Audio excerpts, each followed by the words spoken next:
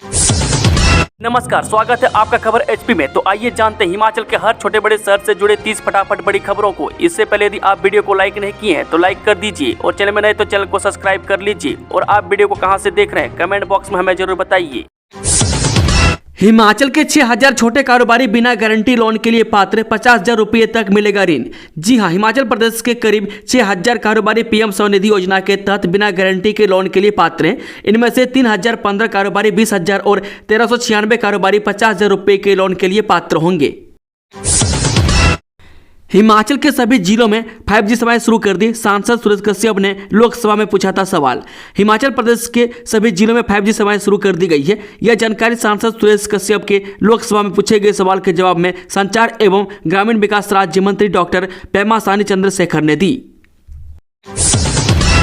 हिमाचल प्रदेश लोकसेवा आयोग ने मांगे आवेदन, पर्यावरण अधिकारी के भरे जाएंगे 12 पद, इतनी होगी फीस। राज्य लोकसेवा आयोग ने पर्यावरण अधिकारी के 12 पद भरने के लिए आवेदन आमंत्रित किए हैं।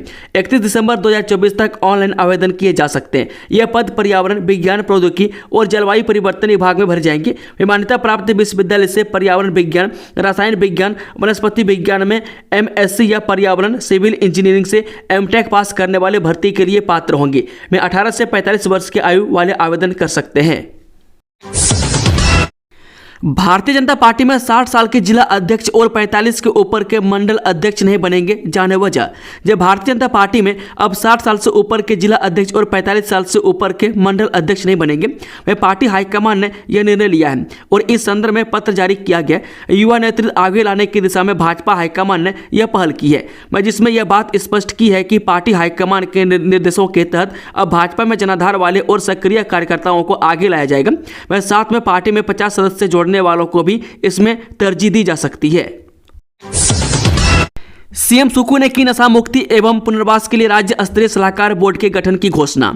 जी हां, मातृ शिशु और युवा बाल पोषण एवं नशा मुक्ति पर 1 दिवसीय राज्य स्तरीय कार्यशाला को संबोधित करते हुए मुख्यमंत्री सुखविंदर सिंह सुक्खू ने राज्य में नशा मुक्ति एवं पुनर्वास के लिए राज्य स्तरीय सलाहकार बोर्ड के गठन की घोषणा की। मुख्यमंत्री की अध्यक्षता में होने वाली इस पहल का उद्देश्य मादक द्रव्यों के सेवन पर विभिन्न विभागों की गतिविधियों को सुव्यवस्थित करना है, ताकि इस खतरे के प्रति एकीकृत दृष्टिकोण सुनिश्चित किया जा सके। शिमला के चैडविक फॉल में सीवरेज का पानी बहने पर हिमाचल हाईकोर्ट ने लिया संज्ञान, दिए ये आदेश। हिमाचल प्रदेश हाईकोर्ट ने शिमला के नजदीक समर हिल में स्थित ऐतिहासिक चैडविक फॉल में सीवरेज का पानी बहने पर संज्ञान लिया है। वह कार्यवाहक मुख्य न्यायाधीश तरलोक सिंह चौहान और न्यायाधीश सत्यन वेद की खंडपीठ ने MC शिमला, वन विभाग, पर्यटन विभाग और सरकार को 1 हफ्ते के भीतर जवाब दायर करने के आदेश दिए हैं। बता दें कि अधिवक्ता ने अदालत को वर्ष 2018 की एक जनहित याचिका का हवाला देते हुए कहा कि हाईकोर्ट न्यायाधीश संजय करोल की खंडपीठ ने चैडविक फॉल के रखरखाव के संबंध में एक फैसला दिया था। खंडपीठ ने डिप्टी कमिश्नर शिमला को स्वच्छ भारत मिशन के तहत निर्देश दिए थे कि इस चैडविक फॉल के आसपास के क्षेत्र की सफाई, सुरक्षा और संरक्षण किया जाए। अदालत के आदेशों के बाद डिप्टी कमिश्नर की अध्यक्षता में एक समिति का गठन किया गया था। इस समिति में आयुक्त शिमला, पर्यटन निदेशक, सचिव, राज्य प्रदूषण नियंत्रण बोर्ड, वन अधिकारी, सहायक आयुक्त, नगर निगम, प्रमुख अभियंता और IPH विभाग के अधिकारी को नियुक्त किया गया, जिसको इसकी देखरेख करनी थी। लेकिन अदालत के आदेशों की आज तक अनुपालना नहीं की गई है। राजेंद्र राणा बोले, हिमाचल में प्रदेश सरकार सुक्खू प्राइवेट लिमिटेड कंपनी बनकर कर रही है काम। जी हां, हमीरपुर में भाजपा ने प्रदेश सरकार को घेरने का काम शुरू कर दिया है। वह पूर्व विधायक राजेंद्र राणा ने प्रदेश सरकार को विभिन्न मुद्दों पर घेरते हुए कहा कि हिमाचल में प्रदेश सरकार सुक्खू प्राइवेट लिमिटेड कंपनी बनकर काम कर रही है। हमीरपुर में राणा ने पत्रकार वार्ता को संबोधित करते हुए कहा कि प्रदेश के मुख्यमंत्री सबसे ज्यादा झूठ बोलने वाले मुख्यमंत्री बन गए। वह लोगों में गारंटी पूरी करने का झूठा भ्रम फैलाया जा रहा है। वह ओल्ड पेंशन के नाम पर गुमराह कर रहे हैं। कितने लोगों को यह मिली है, इसकी जानकारी में जनता को क्यों नहीं देते हैं। 6,736 पौंग बांध विस्थापित परिवारों को भूमि आवंटन की सिफारिश समिति ने राजस्व मंत्री को सौंपी रिपोर्ट। हिमाचल के पौंग बांध विस्थापित 6,736 परिवारों को राजस्थान में भूमि आवंटन के लिए सिफारिश की गई है। सुप्रीम कोर्ट के निर्देश पर गठित उच्च स्तरीय समिति ने राजस्व मंत्री को इसकी रिपोर्ट सौंपी है। वह समिति ने 25 से 27 अक्टूबर 2024 तक राजस्थान के रामगढ़, जैसलमेर, मोहनगढ़ और नाचना का दौरा कर विस्थापित परिवारों के लिए चिन्हित की गई भूमि का निरीक्षण किया है। इस दौरान राजस्थान सरकार के प्रशासनिक अधिकारी भी मौजूद रहे।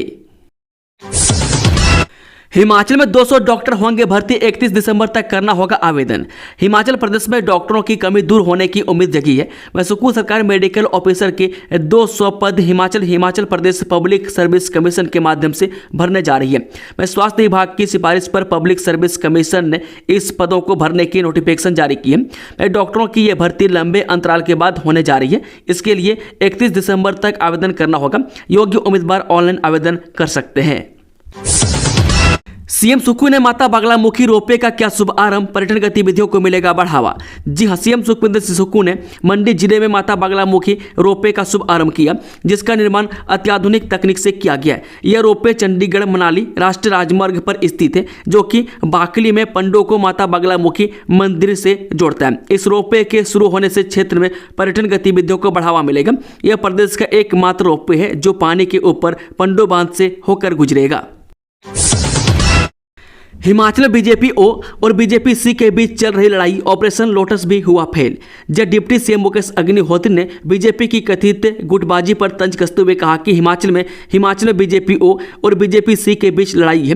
वह बीजेपी ओ ओरिजिनल है और बीजेपी सी कांग्रेस से आए नेताओं की बीजेपी है। वह बीजेपी सी के नेताओं के बयान बीजेपी ओ को पसंद नहीं आ रहे, इसलिए बीजेपी में बड़े स्तर पर गुटबाजी है। मीडिया से बातचीत के दौरान मुकेश ने कहा, नेता प्रतिपक्ष जयराम ठाकुर और हिमाचल बीजेपी अध्यक्ष डॉक्टर राजीव बिंदल के बीच संघर्ष चला है। वह बीजेपी ने चोर रास्ते से प्रदेश की सत्ता हथियाने की कोशिश की और वे इसमें असफल हो गए। बीजेपी का ऑपरेशन लोटस बुरी तरह से फेल हुआ है। मैं हमने बीजेपी की हर चुनौती का जवाब दिया है। आप जो भी कर लो, दिसंबर 2027 तक सरकार कांग्रेस की ही रहेगी। नाहन मेडिकल कॉलेज में रैगिंग, एमबीबीएस के 7 छात्र निलंबित, जुर्माना भी भरना होगा। जब डॉक्टर YS परमार राजकीय मेडिकल कॉलेज नाहन में रैगिंग के मामले में कार्रवाई हुई है। वह एंटी रैगिंग जांच समिति ने रैगिंग में संलिप्त 7 छात्रों को 3 महीने के लिए निलंबित किया है। साथ ही प्रत्येक छात्र 75,000 रुपये का जुर्माना भी भरना होगा। वह मेडिकल कॉलेज नाहन प्रधानाचार्य डॉक्टर राजीव तुली ने बताया कि एंटी रैगिंग जाँच समिति को एक गुमनाम शिकायत प्राप्त हुई, जिस पर संज्ञान लेते हुए समिति ने पाया कि 2023 बैच के एमबीबीएस सेकेंड ईयर के 7 छात्र 26 नवंबर 2024 को अपने जूनियर्स की रैगिंग में शामिल थे। उन्होंने बताया कि जांच में पाया गया है कि इन छात्रों ने अपने जूनियर्स के साथ अभद्र व्यवहार किया और उन्हें निजी आवास में ले जाकर लंबे समय तक खड़ा रखा, उनके साथ अभद्र भाषा का इस्तेमाल किया और इन्हें अप्राकृतिक दंड दिया। उन्हें कोई शारीरिक नुकसान नहीं पहुंचाया। उन्होंने बताया कि जांच समिति द्वारा इन सभी छात्रों के विरुद्ध कार्रवाई करते हुए इनका 3 महीने की अवधि के लिए मेडिकल कॉलेज से निलंबन तथा सभी को 1 वर्ष की अवधि के लिए क्षेत्रीय, राष्ट्रीय या अंतर्राष्ट्रीय स्तर पर किसी भी सांस्कृतिक खेल गतिविधियों में संस्थान का प्रतिनिधित्व करने से वंचित कर दिया गया। इसके अलावा प्रति छात्र को 75,000 रुपये का आर्थिक जुर्माना भी जमा करवाना होगा। आईपीएस बिमल गुप्ता होंगे IG vigilance and anti corruption bureau. जी हां, हिमाचल सरकार ने सिविल सेवा बोर्ड की सिफारिशों पर साल 2006 बैच के आईपीएस अधिकारी बिमल गुप्ता के तबादला आदेश जारी किए। बिमल गुप्ता को इंस्पेक्टर जनरल यानी कि IG vigilance and anti corruption bureau लगाया गया। इसे लेकर मुख्य सचिव प्रबुद्ध सक्सेना की ओर से आदेश जारी कर दिए। वे वर्तमान में Bimal Gupta IG welfare and administration मुख्यालय में तैनात थे।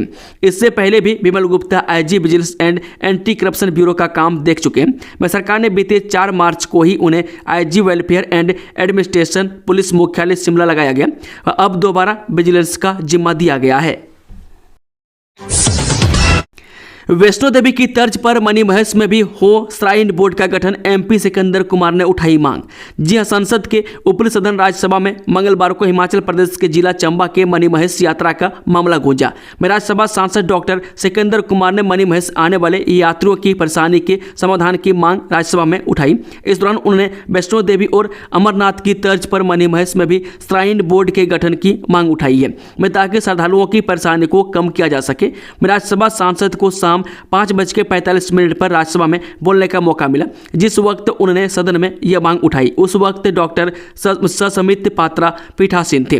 बता दें कि डॉक्टर सिकंदर कुमार ने कहा, मणिमहेश यात्रा एक बहुत ही पवित्र और कठिन यात्रा है जो अगस्त महीने में शुरू होती है। यह यात्रा हिमाचल प्रदेश के जिला चंबा तहसील भरमौर में है। यह यात्रा यहाँ के स्थानीय लोगों के लिए रोजगार की दृष्टि से भी बहुत महत्वपूर्ण है। हर साल लाखों श्रद्धालु महेशपुर के दर्शन करने के लिए आते हैं, लेकिन यहाँ की सुविधाओं की कमी एक बड़ी समस्या है। वह श्रद्धालुओं के लिए चिकित्सा, स्वास्थ्य, हेलीकॉप्टर, परिवहन, आवास, शौचालय, बिजली जैसे आवश्यक सुविधाओं की कमी है। इसके अलावा यहाँ ट्रैफिक जाम की समस्या भी बहुत बड़ी है। मैं इसका समाधान नेशनल हाईवे 154A का विस्तार कर किया जा सकता है।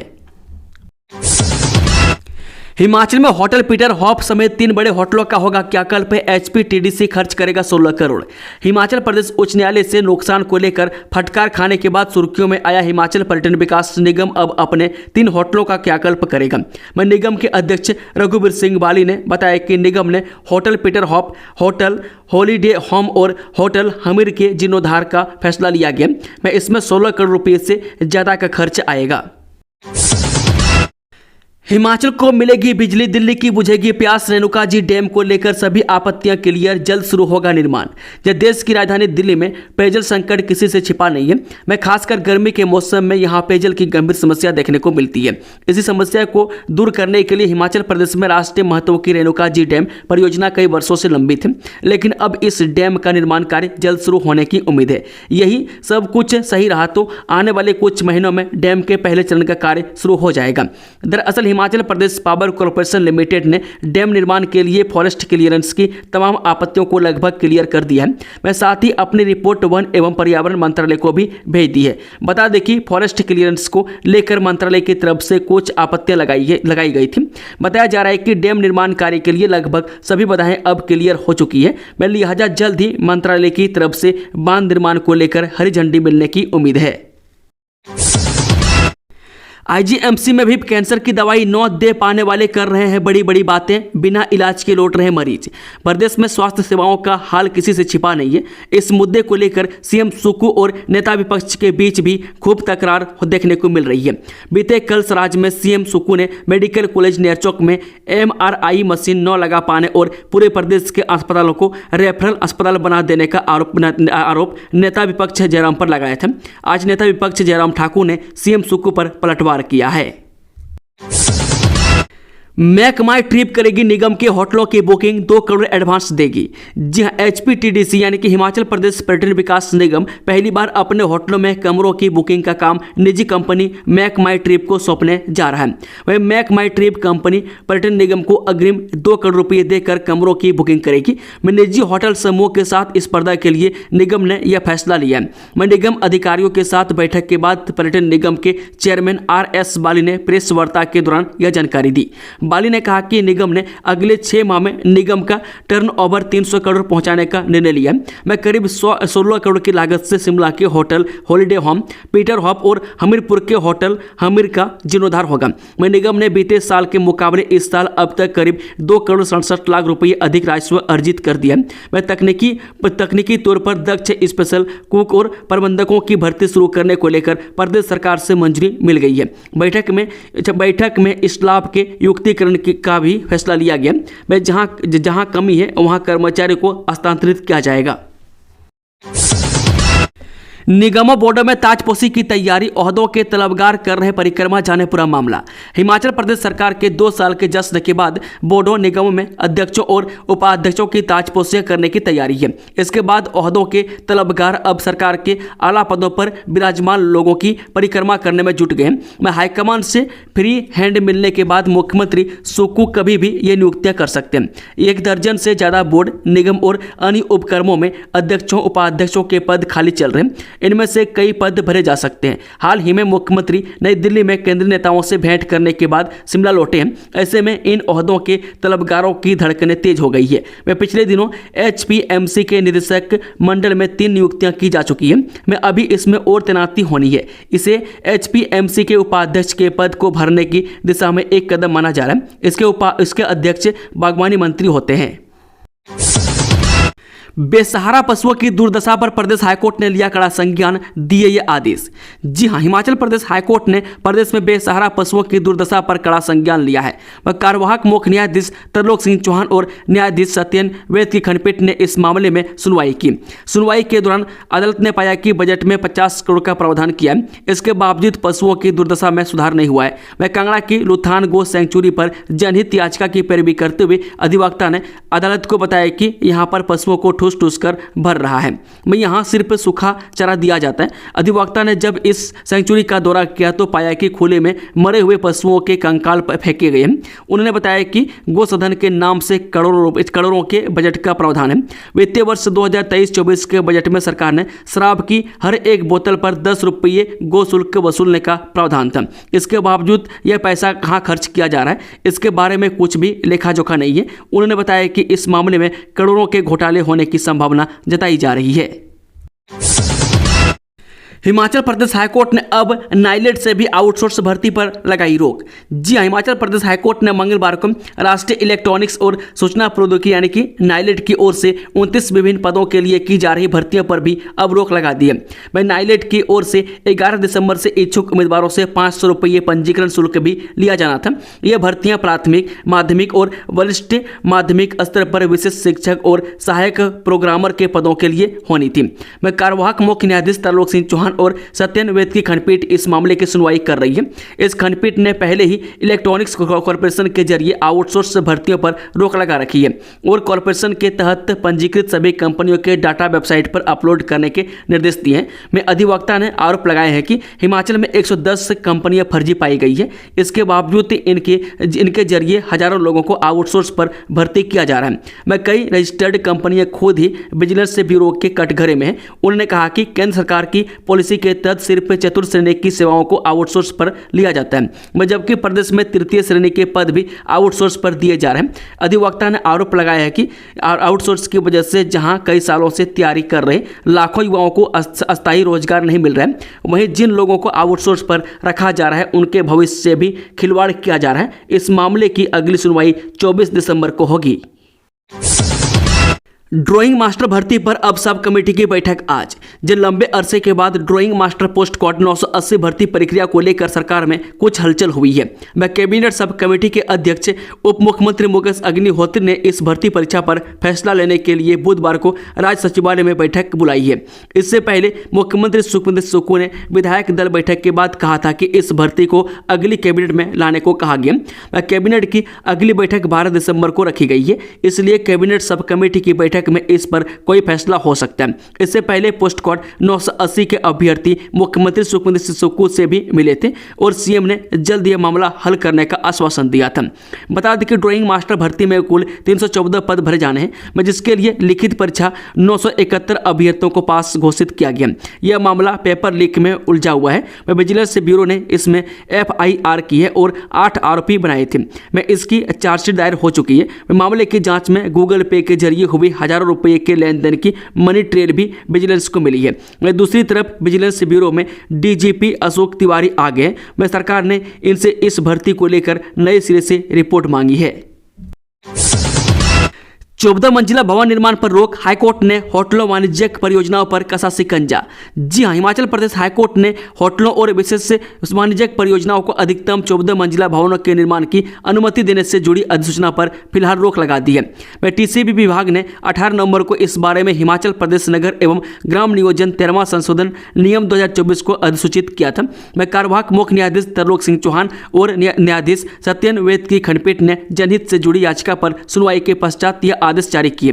TCP विभाग द्वारा जारी नए नियमों के अनुसार पर्यटन इकाइयों सहित अन्य वाणिज्यिक इमारतों और संवर्धित फर्श क्षेत्र अनुपात FAR प्रावधानों के तहत 401 वर्ग मीटर और 10,000 वर्ग मीटर के बीच के भूखंडों पर 13 मंजिलें और 10,000 वर्ग मीटर से अधिक के भूखंडों पर 14 मंजिलें बनाई जा सकती है। भूजल पर नजर रखेंगे। 205 पीजोमीटर, पानी का लेवल कम होने से वैज्ञानिक चिंतित। जी हां, हिमाचल प्रदेश में लगातार भूजल का स्तर गिरता और खराब होता जा रहा है। कुछ स्थानों पर लगातार भूजल स्तर गिरने की वैज्ञानिक कई वजह गिनवार है। इसके लिए जहां अधिक मात्रा में भूजल का दोहन है, तो वहीं मौसम भी कहीं कहीं इस दिशा में प्रभावशाली साबित हो रहा है। इसको लेकर भूजल वैज्ञानिक अब भूजल की डिजिटल तरीकों से रीडिंग करने का प्लान तैयार कर रहे हैं, जिससे प्रदेश में कहां कहां ये नौबत आ सकती है या किस क्षेत्र का भूजल कैसा है, उसको लेकर जगह जगह पीजोमीटर लगाने का फैसला लिया है। पब्लिक इन्वेस्टमेंट बोर्ड यानी कि PIB के तहत central ground water board north Himalayan क्षेत्र धर्मशाला द्वारा समूचे हिमाचल प्रदेश में करीब 205 पीजोमीटर लगाने का फैसला लिया है। 49 लाख के आलू लेकर व्यापारी गायब। ऊना में एजेंट को चपत लगा गए सातिर, पुलिस ने शुरू की जांच। जी हां, शहर ऊना के एक व्यापारी ने 49 लाख रुपए की आलू की फसल के पैसे हड़पने मामले में 2 लोगों के खिलाफ धोखाधड़ी करने की शिकायत दर्ज करवाई है। उक्त दोनों व्यक्तियों की पहचान मोहम्मद शरीफ निवासी बिजलीपुरा जल निगम कार्यालय के पास से शाहजहांपुर व मोहम्मद आसिफ पुत्र Aziz Ahmad prop of Zafar traders के रूप में हुई है। वह शिकायतकर्ता अनुज ओहरी निवासी वार्ड नंबर 9 तहसील व जिला ऊना हिमाचल प्रदेश ने बताया कि वह पैसे से पिछले 15 से 16 वर्षों से ऊना सब्जी मंडी में कमीशन एजेंट हूं। उन्होंने बताया कि 7 नवंबर को मोहम्मद शरीफ नाम का एक व्यक्ति उसके पास आया और उसने मुझे शाहजहांपुर स्थित जफर ट्रेडर्स नाम की अपनी कंपनी में आलू की आपूर्ति करने के लिए कहा और बताया कि वह जफर ट्रेडर्स के लिए काम कर रहा है। जिसके बाद उसने उक्त व्यक्ति शरीफ की बातों पर विश्वास कर लिया और उसके लिए उसने किसानों से आलू का प्रबंध कर शरीफ व उसकी कंपनी को सप्लाई कर दिया। एसपी राकेश सिंह ने बताया कि पुलिस ने केस दर्ज कर मामले के दोनों आरोपियों के खिलाफ कार्रवाई शुरू कर दी है। सैलानियों को 8 दिसंबर तक लेह लद्दाख जाने की अनुमति, फिर बंद होगी आवाजाही। जिन सैलानियों को लाहौल के जिस्पा और कॉक्सर से आगे भेजने को लेकर बुधवार को लाहौल स्पीति प्रशासन ने लेह और कारगिल प्रशासन के साथ वर्चुअली बैठक की। हिमपात और ठंड के चलते इन सड़कों पर गाड़ी चलाना खतरनाक हो गया है, जिससे कभी भी कोई हादसा हो सकता है। नियमों की अवहेलना पर ट्रैफिक पुलिस ने कसा शिकंजा, 20 से अधिक वाहन चालकों के काटे चालान। जब ट्रैफिक पुलिस ने चंबा शहर व आसपास के क्षेत्र में यातायात नियमों की अवहेलना करने वाले वाहन चालकों के खिलाफ कार्रवाई की। इस दौरान पुलिस ने चंबा शहर के पास चामुंडा मंदिर, भरमौर चौक के सुल्तानपुर में नाकाबंदी कर लगभग 20 से अधिक वाहनों के चालान काटे। में कुछ वाहन चालकों को अनियमितता पाए जाने पर अगली बार से चालान करने व सीज करने की चेतावनी दी गई है। में अभियान के दौरान बिना सीट बेल्ट के वाहन चलाने वाले चालकों को नसीहत भी दी गई है। अवैध कब्जे हटाने को लेकर कब्जाधारियों को भेजा रिमाइंडर नोटिस। जी हां, राजधानी के कनलोग में नगर निगम की कब्जाई 24 बीघा जमीन को खाली करने के लिए नगर निगम ने कब्जाधारियों को एक और रिमाइंडर नोटिस जारी कर दिया है। प्रशासन की ओर से पहले 3 का समय दिया गया था। इसमें अब कब्जाधारियों को अवैध कब्जे और बनाए गए स्ट्रक्चर को तोड़ने के आदेश दिए गए थे। इसके तहत कब्जाधारियों ने कुछ स्ट्रक्चर को तोड़ गिराया, छत निकाल दी गई है। ऐसे में अब जल्द ही जमीन खाली करने को लेकर वास्तुकार शाखा की ओर से रिमाइंडर नोटिस दिया गया। इसके तहत बुधवार तक कब्जाधारियों को इससे संबंधित रिपोर्ट भी निगम को देनी होगी। वहीं निगम की वास्तुकार और संपदा शाखा की टीम को भी प्रशासन ने मौके पर जाकर निरीक्षण कर रिपोर्ट देने के आदेश दिए हैं। सिक्योरिटी गार्ड्स व सुपरवाइजर के 100 पदों को भरने के लिए भर्ती शिविरों का आयोजन। जी हां, SIS इंडिया लिमिटेड के रीजनल ट्रेनिंग सेंटर साहतलाई बिलासपुर द्वारा पुरुष वर्ग में सिक्योरिटी गार्ड और सिक्योरिटी सुपरवाइजर के 100 यानी कि नियमित पदों को भरने के लिए जिला ऊना में भर्ती शिविरों का आयोजन किया जा रहा है। यह जानकारी देते हुए SIS कंपनी के भर्ती अधिकारी मनीष कुमार ने बताया कि यह शिविर 6 दिसंबर को BDO कार्यालय अंब, 7 दिसंबर को BDO बंगाना तथा 9 दिसंबर को BDO हरोली में लगाए जाएंगे। उन्होंने बताया कि इन पदों के लिए आयु सीमा 19 से 40 वर्ष निर्धारित की है, जबकि शैक्षणिक योग्यता कम से कम 10वीं या इससे अधिक होनी अनिवार्य है। उम्मीदवार की शारीरिक ऊंचाई कम से कम 168 सेंटीमीटर और वजन 55 से 95 किलोग्राम होना चाहिए। उन्होंने बताया कि चयनित उम्मीदवारों को भर्ती स्तर पर ही कॉल लेटर दिए जाएंगे। मजारी में पंजाब के व्यक्ति से बरामद किया 282 ग्राम चूरा पोस्त। जी थाना कोट कहलूर पुलिस ने गश्त के दौरान पंजाब के एक व्यक्ति से 282 ग्राम चूरा पोस्त बरामद किया है। जानकारी के अनुसार थाना कोट कहलूर पुलिस गत शाम क्षेत्र में गश्त कर रही थी। जब पुलिस मजारी गुरुद्वारा के पास पहुंची तो एक व्यक्ति गुरुद्वारा की तरफ पैदल आता हुआ दिखाई दिया। आरोपी पुलिस को सामने देखकर घबरा गया और एकदम से मजारी शमशान घाट संपर्क सड़क की तरफ भागने लगा, जिससे पुलिस को उस पर शक हुआ, जिस पर पुलिस ने आरोपी का पीछा किया और उसे कुछ दूरी पर जाकर दबोच लिया। दोस्तों, खबरों का सिलसिला समाप्त होता है। अगर जानकारी पसंद आई तो वीडियो को लाइक, शेयर, चैनल को सब्सक्राइब जरूर करें और कमेंट बॉक्स में अपना फीडबैक जरूर दें। Thank you, all the best. जय हिंद, जय हिमाचल।